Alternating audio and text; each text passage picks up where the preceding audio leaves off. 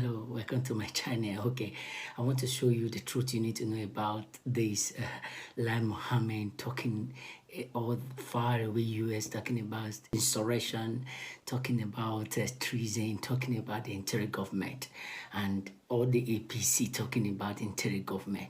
There's this man, professor, I want to show you from Arise TV is sound, and I want the whole world to hear that's what he has to say, because there's an adage in Nigeria, they say, ooh, them beat, they not see me, cry. So you need to listen. We need to all listen. Please share this video. The whole world need to hear this. The whole world need to hear the drum the APC are drumming, because the drum, they can't stand the drum. Because especially when they beat, they see me, they're not gonna talk, see me, no cry. Okay, I just want us to hear this man. Yes, hear this man out. Let's hear this man. This man is sound, and you will enjoy this interview. It's going to be short, but I assure you, this man really made my day. This political moment means that our democratic practice is alive. I don't know whether it is heady, because to live doesn't mean to be in a heady form. You talked about momentous events, you talked about narratives and counter-narrative, protests and counter-protests, accusations and counter-accusations. These are signs of the vibrancy of a tradition. But whether it is signs of a vibrant decay of that tradition, or even vibrant decomposition of the post-colony, only time will tell. What I can say for sure is that there's always a noted tension between constitutional governance and democratic practice. What do I mean by this? The Constitution is a text that guides virtually everything we do in an organized system like ours. The practice is what you derive from the text. The first arm is the assembly, the parliament that makes the law. The second is the executive that implements, and the judiciary that adjudicates, and then civil society, the media, and the rest of us that actually live our life in a democratic system. When the life we lead conflicts with the constitutional provisions, tension is noted. For example, what do I mean? If an election is organized in a fraudulent manner and result declared not in concert with the expectations of the people, there is a wide gulf between constitutional order and practice. This is what happened with the Arab Spring. Virtually all the countries of the Arab Spring had constitutions, had parliament. They make laws. But when there is a gulf between the laws you make and the way the laws are implemented, and that gulf becomes wide by the day, people could decide to seek self-help. We wish that this democratic process does not end up at the level of self-help. For now, the key gladiators have been measured and restrained, those who feel hurt and injured by the result INEC declared after the 25th February presidential election. Atiku Abubakar of PDP is well restrained. He's gone to court. His deputy, Governor Kowa, is well restrained. He's gone to court. P2B is well restrained. With that, Ahmed, well restrained. In spite of that, is very tough words. That's why they're seeking the judicial process for adjudication. So for anybody, either in government or out of government, to talk about fascism or fascistic behavior or insurrectional behavior or treasonable behavior is sorely unbecoming and completely irresponsible at this stage. The country is hurting and people are hurting. What they need is an assurance from the powers that be, the government of the day, that justice will be secured. That's why the courts are there. What they need from INEC is to pick itself up from the tattered dignity, of this broken life, and they begin to think about what could have happened if we had done things in a different form.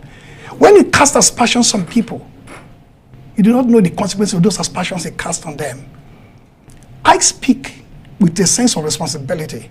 In 2011, like Mohammed is part of APC, 2011, our dear president, and I respect the institution of the presidency, and I respect the person of the president, they didn't behave properly.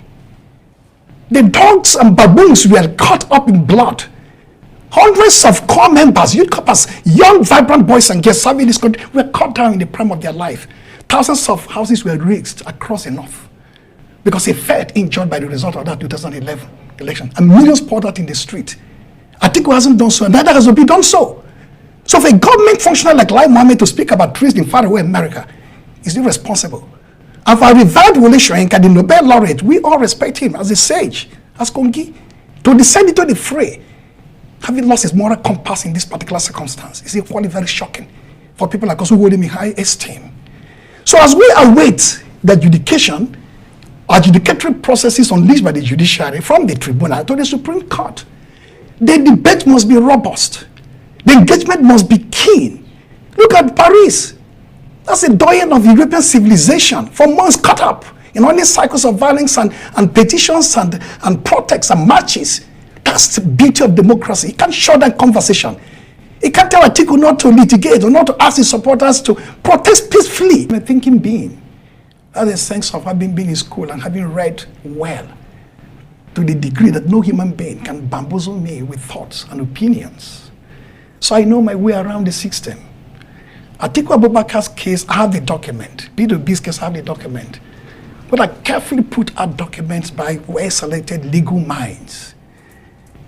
The two things that stand out on both documents, from the PDP and the Labour Party, is the depth of the data harnessed, the degree of the technical details devoted in mounting a robust legal challenge, and the mounting of evidence that we cumulatively, I believe, persuade the justices at the end of the day that the right thing must be done. What is the moral dimension of this catastrophe that befell the country in the form of this last presidential election? The moral contours of the nation is under threat, and Labour captured it well with the case of the president-elect in faraway America on drug-related matters. That has further been mainstreamed in the judicial conversation, no longer as a tangential or peripheral element to be dismissed outrightly by media guys or strategic communications of that formation. But now the judges will litigate at the lower level, and the Supreme Court justices will litigate this matter. The foundations of the moral order, together with the powerful, data-driven position which the PDP, Atiku, together constructed, may well drive this into a conclusion beyond what I can speculate now. But that is strong enough. And for me, if the Bola Tinubu wing and the government of the day supporting it understand the robustness of this challenge, they should better focus their energy on it. If they try to throw shade at people in terms of banning very strong works from the DSS about people trying to form interim government, issue of treason, issue of insurrection, unpack these three elements. Interim government is an arrangement only the government of the day can arrange. The government of Mohammed Buhari, in concert with the military, have the capacity to arrange an interim government scenario or infrastructure. Nobody in the street can do it. With your brooms, or your call-girls, or your banner, or your t-shirts, or flyers, you decide on interim government. It's only the government that can. And treason is a potent word they don't wave around. If somebody is accused of treason, you must pick the person up and begin to interrogate to find out the conspirators, co-conspirators of that treasonable something. That people walk around free because they're Democrats who have persuaded themselves that they have to go through the judicial apparatus to seek for redress, and yet as a minister you're banning West treason and insurrection. That is meaningless. You agree that the hearings should be accelerated, because part of the reason why all these agitations are going on is simply, as Elisa pointed out, because the issue of the presidential election remains unresolved. Okay, the issues are very much unresolved, up in the air. Indo Anek has spoken, and he's been derided for speaking the way Amani did. Look at this basic issue of the contradiction of the INEC apparatus, the chairman and the spokespersons. They're talking about the glitches and the difficulty they have to upload this result, which means in spite of their best effort, a transcendent moment occurred, something beyond their control. And then Lai Mohammed, as if he's the chairman of INEC, with information the rest of us do not have. Oh no, it was a deliberate intentional act to pause it in order to avoid the back end or the backbone infrastructure being compromised by hackers. That is very alarming, to say the least. That is number one. If INEC knows what is before Nigeria and the rest of the world over this particular matter, INEC should be well bordered, comprehensively, the way and manner you put it out there. The legal challenges are constrained by constitutional provisions and enactments of the Electoral Act. I wish to align myself providentially and theoretically with the position for this Abakaba, my good friend. But I do understand the nuances and the dynamics of this kind of power play. I think we do everything humanly possible to drag this matter out. And APC will probably do the same.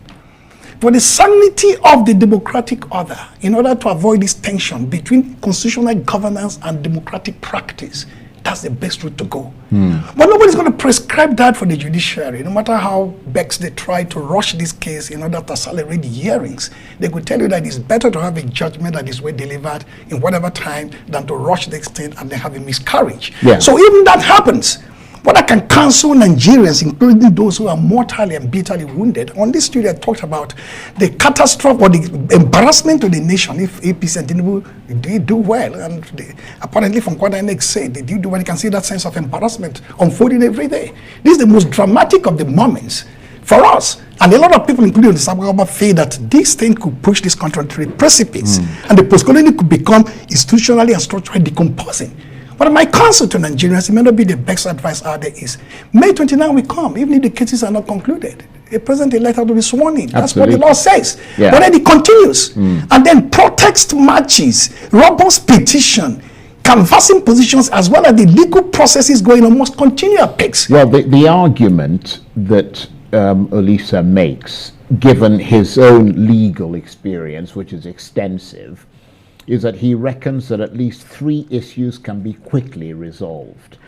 One is the issue of 25% of the Federal Capital Territory and its relevance to who becomes president. The other is whether a candidate is permitted to stand as a presidential or vice presidential candidate in an election when he is at the same time a senatorial candidate. And the third issue is related to the qualification of candidates to contest in a presidential election. He reckons these can be resolved within 7 days because they are simply straightforward matters of law.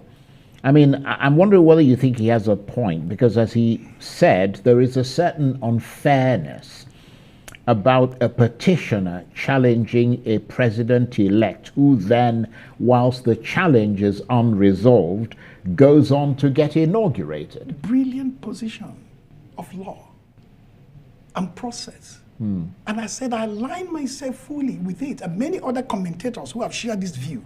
There are others who have shared this view, in a different kind of format, a different kind of sense or perspective.